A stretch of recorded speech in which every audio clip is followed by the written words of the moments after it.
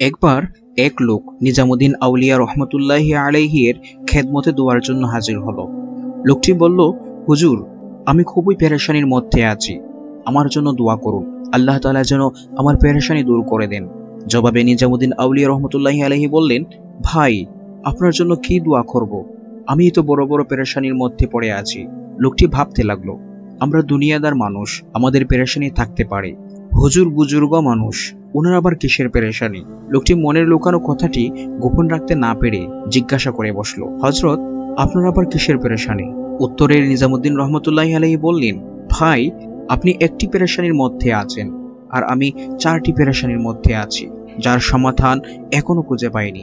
আমার প্রথম পেরেশানি হলো, কিতাবে এসেছে যখন সন্তান মায়ের গর্ভে অবস্থান করে তখন আল্লাহ তাআলা সন্তানটি নেককার হবে নাকি বদকার হবে তা লিখে দেন।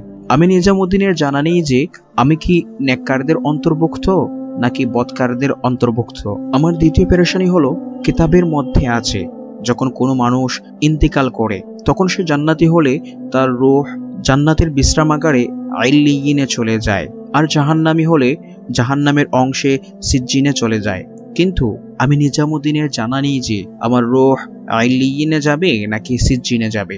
আমার তৃতীয় পেরেশানি হলো, কিতাবে আছে যখন কোনো মানুষ জান্নাতি হবে তখন তার আমলনামা ডান হাতে আসবে, আর যদি জাহান্নামী হয় তাহলে তার বাম হাতকে পেট দিয়ে ঢুকিয়ে পিঠ দিয়ে বের করে বাম হাতে আমলনামা প্রদান করা হবে।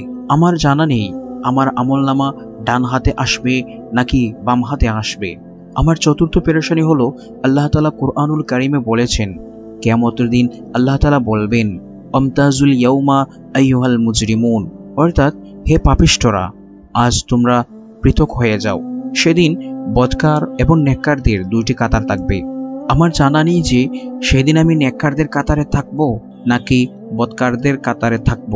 লোকটি হযরতের মুখে হৃদয় কাঁপানো এমন 4টি পেরেশানির কথা শুনে চোখ দিয়ে পানি ছেড়ে দিল এবং বুঝে ফেলল, দুনিয়ার পেরেশানি ক্ষণস্থায়ী আর পরকালের পেরেশানি চিরস্থায়ী। দুনিয়ার এই পেরেশানির কোনো পেরেশানিই নয়, বরং পরকালের পেরেশানি আসল পেরেশানি। এই শিক্ষা নিয়ে লোকটি হযরতের কাছে নিজের আর কোনো পেরেশানির কথা পেশ না করে হেদায়েতের দোয়া চেয়ে চলে গেল। প্রিয় দর্শক, বাস্তবেই আজ আমাদের কাছে দুনিয়ার সামান্য পেরেশানি অনেক বড় পেরেশানি মনে হয়, কিন্তু যদি আমরা চিন্তা করি তাহলে দেখব পরকালের পেরেশানির চেয়ে বড় কোনো পেরেশানি আমাদের জীবনে আর একটাও নেই। পবিত্র কুরআনের সূরাতুল আবাসার 34 নম্বর আয়াতে আল্লাহ তাআলা বলেন, সেদিন তাদের প্রত্যেকেরই একটি গুরুতর অবস্থা থাকবে যা তাকে ব্যতিব্যস্ত করে রাখবে। সুতরাং সেই দিন আসার আগেই আমাদের উচিত সেই দিন নিয়ে চিন্তা করা এবং সেদিনের মুক্তির চেষ্টা করা।